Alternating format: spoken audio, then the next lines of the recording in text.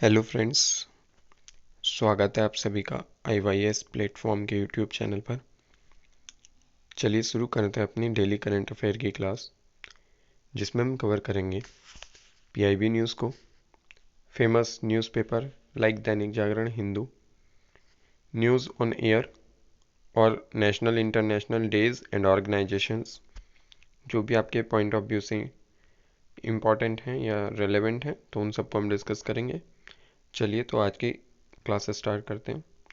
Friends, अगर अभी तक आप लोगों ने हमारा चैनल सब्सक्राइब नहीं किया है तो प्लीज़ चैनल को सब्सक्राइब कर लीजिए, सो दैट आपको वीडियो का नोटिफिकेशन स्टार्टिंग में मिलता रहे और आप डेली करंट अफेयर रिवाइज करते रहें। चलिए तो आज की क्लास स्टार्ट करते हैं। जल्दी से कुछ क्विक पॉइंट्स देख लेते हैं। हम बात करें, अगर भारत ने किस देश के साथ स्वच्छ ऊर्जा साझेदारी पर हस्ताक्षर किए हैं, तो ये भारत ने जापान के साथ किए हैं। किस राज्य में तटीय गश्ती जहाज ICGS सक्षम को कमीशन किया गया है, तो ये गोवा में किया गया है। भारत ने किस देश के साथ संयुक्त सैन्य अभ्यास लामीतीय शुरू किया है, तो सेशेल्स के साथ किया है। सेशेल्स की लोकेशन कहाँ है? हिंद महासागर, ओके। किस बैंक ने स्मार्ट हब व्यापार कार्यक्रम और ऑटो फर्स्ट एप्लीकेशंस लॉन्च किया है, तो HDFC बैंक ने किया है। संयुक्त राष्ट्र के सलाहकार बोर्ड में किस भारतीय को शामिल किया गया है, तो ये जयति घोष को किया गया है। BNP परिवास ओपन टूर्नामेंट 2022 कहाँ आयोजित किया गया, तो ये कैलिफोर्निया में किया गया है। विश्व डाउन सिंड्रोम दिवस कब मनाया गया? 21 मार्च को मनाया गया। फसल विविधीकरण सूचकांक शुरू करने वाला भारत पहला राज्य कौन सा बना है, तो भारत का पहला राज्य बना है तेलंगाना। किस राज्य ने अपना पहला radar imaging satellite EOS-04 launch किया है, तो ये आंध्र प्रदेश ने लॉन्च किया है। आगरा शहर में 10 दिवसीय ताज उत्सव महोत्सव कब शुरू हुआ, तो ये 20 मार्च से शुरू हुआ है। किसने मार्च 2022 में अपने आवास अवसर कोष के शुभारंभ की घोषणा की है, तो ये ICICI प्रेसिडेंशियल म्यूचुअल फंड ने की है। किस राज्य ने पुतुल उत्सव का आयोजन किया, तो न्यू दिल्ली ने किया है। उड़ीसा राज्य में पखाल दिवस कब मनाया गया है, तो ये 20 मार्च को मनाया जाता है। अंतर्राष्ट्रीय भूवैज्ञानिक कांग्रेस का हाल ही में नई दिल्ली में कौन सा संस्करण आयोजित किया गया, तो ये 36वां संस्करण किया गया है। चलिए और थोड़े से कोई पॉइंट देख लेते हैं। NMDC ने ड्रोन आधारित खनिज अन्वेषण के लिए किस IIT संस्थान के साथ समझौता किया है, तो IIT खड़गपुर के साथ किया है। 16 मार्च को किस देश में 7.4 तीव्रता का भीषण भूकंप दर्ज किया गया, तो ये जापान में किया गया है। 200 वनडे मैच खेलने वाली दूसरी भारतीय महिला क्रिकेटर कौन बनी है, तो ये झूलन गोस्वामी बन गई हैं। उत्तराखंड राज्य के नए मुख्यमंत्री कौन बने, तो ये पुष्कर सिंह धामी बन गए हैं। गोवा राज्य के नए मुख्यमंत्री कौन बने, तो प्रमोद सावंत। विश्व जल दिवस कब मनाया जाता है, तो ये 22 मार्च को मनाया जाता है। और इसकी अगर थीम की बात करें तो ground water making the invisible visible. विश्व कविता दिवस कब मनाया जाता है, तो 21 मार्च को मनाया जाता है। किस राज्य में डोल जात्रा त्योहार मनाया गया, तो ये पश्चिम बंगाल में मनाया गया। और इंडियन सुपर लीग 2022 का खिताब किस टीम ने जीता है, तो ये हैदराबाद FC ने जीता है। प्रीत्जर पुरस्कार 2022 जीतने वाली पहली अफ्रीका कौन बनी है, तो ये फ्रांसिस कैरे बने हैं। अमेरिका ने किस देश को 800 मिलियन, यहाँ पे अमेरिका छूट गया है, अमेरिका ने किस देश को 800 मिलियन अमेरिकी डॉलर की सैन्य सहायता देने की घोषणा की है, तो ये यूक्रेन ने की है। NMDC और किस IIT ने ड्रोन आधारित खनिज अन्वेषण के लिए एक समझौता ज्ञापन पर हस्ताक्षर किया है, तो ये IIT खड़गपुर ने किया है। और हुरून ग्लोबल रिच लिस्ट 2022 के अनुसार मुकेश अंबानी की नेटवर्थ कितने अरब डॉलर पहुंच गई है, तो ये 103 अरब डॉलर पहुंच गई है। इसके अलावा हैदराबाद FC ने गोवा में खेले गए फाइनल में किसे हराकर इंडियन सुपर लीग टूर्नामेंट को जीता है, तो हैदराबाद ने हराया है केरला ब्लास्टर्स को। अगर बात करें भारत का पहला virtual smart grid knowledge centre का शुभारंभ कहाँ पर किया गया है, तो आपको याद होगा मानेसर हरियाणा में। इसके अलावा Delhi Meerut rapid rail corridor के लिए कोच को हाल ही में किसके द्वारा लॉन्च किया गया, तो ये राष्ट्रीय राजधानी क्षेत्रीय परिवहन निगम के द्वारा। एशियाई क्रिकेट परिषद ने सभी की सहमति से अपने अध्यक्ष जय शाह का कार्यकाल कितने वर्ष के लिए बढ़ा दिया है, तो ये 1 साल के लिए बढ़ा दिया है। हैदराबाद के हरियाणा के फरीदाबाद में 35वें सूरजकुंड राष्ट्रीय शिल्प मेले का उद्घाटन किसने किया है,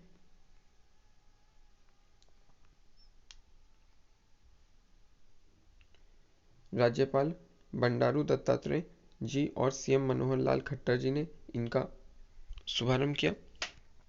ओके। रक्षा मंत्री श्री राजनाथ सिंह जी ने किस शहर में उड़ान नियंत्रण प्रणाली एकीकरण परिसर का उद्घाटन किया, तो बेंगलुरु में किया है। सरकार ने कंपनियों के लिए डेट फाइनेंसिंग को इक्विटी शेयर में बदलने की समय सीमा को कितने वर्ष के लिए बढ़ाया, तो 10 वर्ष के लिए। और badminton tournament German open super 300 में पुरुष एकल का खिताब किसने जीता है, कुनलाबुत बितिश ने। और ये कौन हारे थे, तो लक्ष्य सेन। आपको पता होगा कि लक्ष्य सेन को हराकर इन्होंने ये अवार्ड जीता है। मार्च 2022 में एशिया के सबसे अमीर व्यक्ति कौन बने हैं, तो ये मुकेश अंबानी बने हैं। और पंकज अडवाणी ने 19वीं एशियाई 100 यूपी बिलियर्ड्स चैंपियनशिप 2022 में किसे हराकर 8वीं बार खिताब अपने नाम किया है, तो ये ध्रुव सीतवाला को हराया है। चलिए अब थोड़ा सा डिटेल में कुछ पॉइंट्स को डिस्कस कर लेते हैं। सबसे पहले अगर बात करें तो आज 23 मार्च है और 23 मार्च को हम सभी शहीद दिवस मनाते हैं। तो यह दिन मुक्ति योद्धाओं भगत सिंह, शिवराम राजगुरु और सुखदेव थापर के सम्मान में मनाया जाता है। ठीक है, शहीद दिवस। उन्हें 23 मार्च 1931 को लाहौर जेल में फांसी दी गई थी। उनका अंतिम संस्कार सतलज नदी के किनारे किया गया था। शहीद दिवस 30 जनवरी को महात्मा गांधी की पुण्यतिथि के रूप में भी मनाया जाता है। पंजाब सरकार ने इस मौके पर सार्वजनिक अवकाश घोषित किया है। आपको पता होगा कि जो भगवंत मान नए मुख्यमंत्री बने हैं पंजाब के, तो वो अपना आइडियल भगत सिंह को ही मानते हैं। वो कहते हैं कि हमें भगत सिंह के सपनों का भारत बनाना है। ओके, तो उन्होंने स्पेशली भगत सिंह को वो बहुत कह सकते हैं इम्प्रेसिव हैं भगत सिंह से, और उनको अपना आइडियल मानते हैं। इवन आप देख सकते होंगे कि जो वो पगड़ी बांधते हैं तो वो कहते हैं कि मैं भगत सिंह के जैसी पगड़ी बांधता हूँ। तो इसलिए आज पंजाब सरकार ने स्पेशल कुछ करना चाहिए। ठीक है, तो इसलिए देखते हैं अब क्या होता है नेक्स्ट पंजाब में। चलिए नेक्स्ट, विश्व मौसम विज्ञान दिवस जो कि 23 मार्च को सेलिब्रेट किया जाता है। इस दिन वर्ष 1950 में विश्व मौसम संगठन की स्थापना हुई थी। WMO यानी कि वर्ल्ड मेट्रोलॉजिकल ऑर्गेनाइजेशन का मुख्यालय जेनेवा स्विट्जरलैंड में है। अंतर्राष्ट्रीय मौसम विज्ञान संगठन, जिसकी अवधारणा 1873 के वियना अंतर्राष्ट्रीय मौसम विज्ञान कांग्रेस की है, इस संगठन को जन्म दिया था। और 2022 के लिए विषय वस्तु क्या है, early warning and early action. Okay, तो वर्ल्ड मेट्रोलॉजिकल ऑर्गेनाइजेशन ने जो 23 मार्च को डे सेलिब्रेट किया, उसकी थीम क्या रखी है, early warning and early action. चलिए नेक्स्ट न्यूज़ देख लेते हैं। किस मंत्रालय ने हाल ही में निगरानी उपग्रह के लिए 4000 करोड़ के प्रस्ताव को मंजूरी दी है, तो चीन और पाकिस्तान के साथ सीमाओं पर गतिविधियों पर नजर रखने के लिए एक समर्पित निगरानी उपग्रह के वित्तपोषण हेतु रक्षा मंत्रालय ने भारतीय सेना के लिए 4000 करोड़ के प्रस्ताव को मंजूरी दी है। भारतीय सेना और वायुसेना के पास पहले से ही अपने समर्पित उपग्रह हैं। उपग्रह GSAT-7B के लिए परियोजना इसरो के साथ साझेदारी में शुरू की गई है। ओके, तो काफ़ी इंपॉर्टेंट है बिकॉज हमें अपने पर्सोनल्स को, अपनी फोर्सेस को अपग्रेड करते रहना चाहिए और जो भी उनकी रिक्वायरमेंट्स होती हैं उनको पूरा करना चाहिए। चलिए नेक्स्ट न्यूज़ देखते हैं। नासा ने सौरमंडल से परे 5000 से अधिक दुनिया की खोज की। ओके, 65 नए ग्रहों की खोज के साथ नासा ने सौर मंडल से परे सितारों के आसपास 5000 से अधिक ऐसे ग्रह पिंडों की उपस्थिति की पुष्टि की है। नासा एक्सोप्लैनेट आर्काइव में 65 ग्रहों का एक नया बैच जोड़ा गया है। NASA exoplanet archive peer review किए गए वैज्ञानिक पत्रों द्वारा एक्सोप्लैनेट खोजों का मुख्य डेटाबेस है, जिसकी पुष्टि ग्रह का पता लगाने के विभिन्न तरीकों का उपयोग करके दी जाती है। चलिए नेक्स्ट न्यूज़ देखते हैं। भारत के पहले रक्षा कोष के लिए HDFC म्यूचुअल फंड फाइल तैयार की गई है। HDFC म्यूचुअल फंड ने भारत के पहले रक्षा कोष HDFC डिफेंस फंड के लिए सेबी के साथ एक योजना सूचना दस्तावेज दायर किया है। यह एक ओपन एडेड इक्विटी योजना है और रक्षा और संबद्ध क्षेत्र की कंपनियों में निवेश करता है। संबद्ध क्षेत्रों में SIDM society of Indian defence manufacturers सूची में मौजूद एरोस्पेस, विस्फोटक, जहाज निर्माण उद्योग, स्टॉक आदि सभी शामिल है। चलिए नेक्स्ट न्यूज़ देखते हैं। 24x7 हरित ऊर्जा के लिए ग्रीनको के साथ साझेदारी करने की बात कही है आर्सेलर मित्तल ने। आर्सेलर मित्तल ने ग्रीनको ग्रुप के साथ अपनी साझेदारी की घोषणा की है। यह पहले चरण में आंध्रा को 975 मेगावाट की नवीकरणीय ऊर्जा परियोजना के स्वामित्व और वित्त पोषण के लिए $600 मिलियन का निवेश करेगा। इसका स्वामित्व और वित्त पोषण आर्सेलर मित्तल द्वारा किया जाएगा, लेकिन ग्रीनको द्वारा डिजाइन, निर्मित और संचालित किया जाएगा। यह देश में हरित स्वच्छ ऊर्जा की दिशा में किसी स्टील कंपनी द्वारा किया गया अब तक का सबसे बड़ा निवेश होगा। तो आई होप आपको न्यूज़ ये भी समझ में आई हो। चलिए नेक्स्ट न्यूज़ देखते हैं। संयुक्त परीक्षण अभ्यास एक्सरसाइज दस्तलिख के तीसरे संस्करण का आयोजन किया गया है। आपको पता होगा दस्तलिख किसके साथ होती है। अगर आपको नहीं पता है तो आपके लिए न्यूज़ इंपॉर्टेंट है। भारतीय और उज्बेकिस्तान सेनाओं के बीच संयुक्त परीक्षण अभ्यास का तीसरा संस्करण एक्सरसाइज दस्तलिख 2022 में 22 से 31 मार्च तक यांग यारिक उज्बेकिस्तान में आयोजित किया जा रहा है। ओके, एक्सरसाइज दस्तलिख का संस्करण। दस्तलिख का अंतिम संस्करण मार्च 2021 में रानीखेत उत्तराखंड में आयोजित किया गया था। संयुक्त अभ्यास संयुक्त राष्ट्र के जनादेश के तहत अर्ध शहरी इलाके में आतंकवाद विरोधी अभियानों पर केंद्रित होगा। Next news. संयुक्त अरब अमीरात सेना भारत की 6 दिवसीय यात्रा पर है। ओके, तो संयुक्त अरब अमीरात की जो सेना है उसका एक प्रतिनिधिमंडल 21 से 26 मार्च 2022 तक भारत के 6 दिवसीय यात्रा पर है।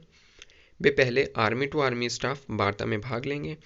25 से 26 मार्च को कॉलेज ऑफ मिलिट्री इंजीनियरिंग में आयोजित होने वाले उद्घाटन AATS की स्टाफ वार्ता के एजेंडे में सैन्य प्रशिक्षण, भारतीय सेना प्रतिष्ठानों में पाठ्यक्रम, सदस्यता में वृद्धि आदि से संबंधित मुद्दे शामिल होंगे। चलिए नेक्स्ट न्यूज़ देखते हैं। हार्पर कॉलिंस ने the book of Bihari literature के प्रकाशन की घोषणा की है। तो हार्पर कॉलिंस इंडिया ने अक्टूबर 2022 में कवि राजनयिक अभय के द्वारा संपादित the book of Bihari literature के प्रकाशन की घोषणा की है। आपको अभय के का नाम तो आपने सुना ही होगा। अभय के बिहार के नालंदा से हैं और 10 कविता पुस्तकों के लेखक हैं। उन्हें सार्क साहित्य पुरस्कार 2013 मिला और उन्हें 2018 में library of Congress Washington DC में अपनी कविताओं को रिकॉर्ड करने के लिए आमंत्रित किया गया था। नेक्स्ट न्यूज़ देखते हैं। ईरान के मोहम्मद रज़ा मासूमी ने 13वां ग्रीन स्टॉर्म फोटोग्राफी पुरस्कार जीत लिया है। ईरान के मोहम्मद रज़ा मासूमी ने ये 13वां संस्करण का green star global photography award जीत लिया है। यह संयुक्त राष्ट्र पर्यावरण कार्यक्रम के सहयोग से आयोजित किया जाता है। इस पुरस्कार के प्रथम उपविजेता फिलीपींस के जोफिल बोटेरो यबियोसा हैं। ग्रीन स्टार ग्लोबल फोटोग्राफी पुरस्कार ग्रीन स्टॉर्म फाउंडेशन द्वारा आयोजित किया जाता है और 2022 के लिए विषय वस्तु रिस्टोर ग्रीन लिनियज थी। ओके, नेक्स्ट न्यूज़ देखते हैं। अग्निबाज डिवीज़न ने आयोजित किया संयुक्त सुरक्षा अभ्यास सुरक्षा कवच 2। ओके, ये न्यूज़ बहुत इंपॉर्टेंट है, आप याद रखिए। अग्निवास डिवीजन ने 22 मार्च को पुणे के लुल्लानगर में भारतीय सेना और महाराष्ट्र पुलिस के बीच एक संयुक्त अभ्यास का आयोजन किया है। अभ्यास का उद्देश्य पुणे में किसी भी संभावित आतंकवादी कार्रवाई का मुकाबला करने के लिए सेना और पुलिस द्वारा किए गए अभ्यास और प्रक्रियाओं में सामंजस्य स्थापित करना है। इस अभ्यास ने भारतीय सेना और महाराष्ट्र पुलिस दोनों को अपने अभ्यास और प्रक्रियाओं को पूरा करने का अवसर प्रदान करना है। नेक्स्ट न्यूज़, विश्व नंबर 1 एशले बार्टी ने 25 की उम्र में टेनिस से संन्यास की घोषणा की है। तो आपको पता होगा, एशले बार्टी का नाम तो आपने सुना होगा। इन्होंने संन्यास की घोषणा कर दी है।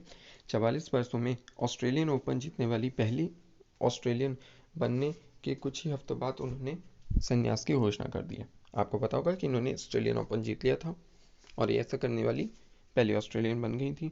वह वर्तमान में महिला एकल रैंकिंग में विश्व में नंबर 1 स्थान पर है। वह महिला टेनिस खिलाड़ियों की सूची में 7वें स्थान पर है, जो लगातार सबसे ज़्यादा हफ्तों तक विश्व नंबर 1 स्थान पर भी रही हैं। ओके, चलिए नेक्स्ट न्यूज़ देखते हैं। विंग्स इंडिया 2022 का संयुक्त रूप से आयोजन करेंगे नागरिक विमान मंत्रालय और फिक्की। नागरिक विमान मंत्रालय और फिक्की संयुक्त रूप से नागरिक विमानन पर एशिया के सबसे बड़े कार्यक्रम विंग इंडिया 2022 का आयोजन इस महीने की 24 से 27 तारीख तक बेगमपेट हवाई अड्डे हैदराबाद में करेंगे। आयोजन की विषय India @75 new horizon for aviation industry है। नागरिक विमानन मंत्री ज्योतिरादित्य सिंधिया 25 मार्च को औपचारिक रूप से इस कार्यक्रम का उद्घाटन करने वाले हैं। चलिए तो नेक्स्ट न्यूज़ देखते हैं। नोवावैक्स की कोविड-19 वैक्सीन को प्राप्त हुई आपातकालीन उपयोग स्वीकृति। नोवावैक्स ने मंगलवार को भारत में 12 से 18 वर्ष की आयु वर्ग में आने वाले किशोरों के लिए अपने कोविड-19 वैक्सीन के पहले आपातकालीन उपयोग की स्वीकृति को घोषणा की है। Drug controller general of India ने 12 वर्ष और उससे अधिक उम्र के व्यक्तियों में SARS-CoV-2 के कारण होने वाले कोविड-19 को रोकने के लिए सक्रिय टीकाकरण हेतु कोवोवैक्स के लिए एक आपातकालीन स्थितियों में सीमित उपयोग की अनुमति जारी की है। चलिए नेक्स्ट न्यूज़ देखते हैं। विश्व वायु गुणवत्ता रिपोर्ट 2021 जारी हो गई है और इसमें दिल्ली को सबसे प्रदूषित राजधानी के रूप में बताया गया है। तो आप देख सकते हो कि 22 मार्च को जारी विश्व स्विस संगठन IQ एयर द्वारा तैयार विश्व वायु गुणवत्ता रिपोर्ट 2021 के अनुसार दुनिया के 100 सबसे प्रदूषित शहरों में से 63 भारत में। तो आप सोच सकते हो कि जो कंडीशन है वो कितनी बुरी हो चुकी है इंडिया के अंदर। दिल्ली लगातार चौथे साल दुनिया की सबसे प्रदूषित राजधानी बनी हुई है। रिपोर्ट में कहा गया है कि दिल्ली सबसे अधिक औसत वार्षिक PM 2.5 सांद्रता वाली राजधानियों की सूची में सबसे ऊपर है। इसके बाद ढाका बांग्लादेश की राजधानी का स्थान है। चलिए नेक्स्ट न्यूज़ देखते हैं। 23 मार्च को भ्रष्टाचार विरोधी हेल्पलाइन शुरू करेगी पंजाब सरकार। आप देख सकते हो भगवंत मान जी, पंजाब के मुख्यमंत्री भगवंत मान ने घोषणा की है कि उनकी सरकार आज एक भ्रष्टाचार विरोधी हेल्पलाइन नंबर शुरू करने जा रही है। इससे लोग भ्रष्ट अधिकारियों की रिश्वत मांगने या अन्य कदाचार में शामिल होने के वीडियो अपलोड कर सकेंगे। अगर कोई आपसे रिश्वत मांगता है और उसे मना ना करें, इसका एक वीडियो या ऑडियो रिकॉर्ड करें और इस नंबर पर भेज सकते हैं। ओके, चलिए नेक्स्ट न्यूज़ देखते हैं। ये वेरी वेरी इंपॉर्टेंट न्यूज़ और काफ़ी इंटरेस्टिंग भी है। BWF विश्व रैंकिंग में शीर्ष 10 में पहुंच चुके हैं लक्ष्य सेन। तो कॉन्ग्रेचुलेशंस इनको। ऑल इंग्लैंड बैडमिंटन चैंपियनशिप के उपविजेता लक्ष्य सेन पहली बार पुरुष एकल बैडमिंटन विश्व रैंकिंग के शीर्ष 10 में पहुंच गए हैं। जारी ताज़ा रैंकिंग में वह 2 पायदान चढ़कर 9वें स्थान पर पहुंच गए। वह अब पुरुष एकल बैडमिंटन में सर्वोच्च रैंकिंग वाले भारतीय हैं, जबकि विश्व रजत पदक विजेता किदांबी श्रीकांत 12वें और Tokyo Olympian B Sai Praneeth 19वें स्थान पर है। ओके, तो काफ़ी इंपॉर्टेंट है और ये कम ही एज में इन्होंने इतनी अच्छी रैंक हासिल करी, तो इसलिए बहुत अच्छी बात है। नेक्स्ट, MSDC ने दी INS शिवाजी को उत्कृष्टता केंद्र के रूप में मान्यता। कौशल विकास एवं उद्यमिता मंत्रालय ने समुद्री इंजीनियरिंग के क्षेत्र में आईएनएस शिवाजी को सेंटर ऑफ एक्सीलेंस के रूप में मान्यता दी है। एमएसडीसी डीई यानी कि ministry of skill development and entrepreneurship का आईएनएस शिवाजी को सीओई के रूप में नामित करना किसी भी सैन्य संगठन के लिए अपनी तरह का पहला काम है और यह कौशल एवं प्रौद्योगिकी विकास के लिए आईएनएस शिवाजी की निरंतर प्रतिबद्धता को दर्शाता है। आईएनएस शिवाजी लोनावाला महाराष्ट्र में एक भारतीय नौसेना स्टेशन है। तो ये थी आज की कुछ इंपॉर्टेंट न्यूज़। आई होप आपको न्यूज़ यूज़फुल लगी हो। तो वीडियो को एंड तक देखने के लिए धन्यवाद और आई होप आपको न्यूज़ यूज़फुल लगी हो। तो वंस अगेन आपको अगर न्यूज़ अच्छी लगी हो तो और वीडियो अच्छी लगी हो, वीडियो इन्फॉर्मेटिव लगी हो तो प्लीज़ वीडियो को लाइक कर दीजिए। वीडियो को एंड तक देखने के लिए थैंक यू।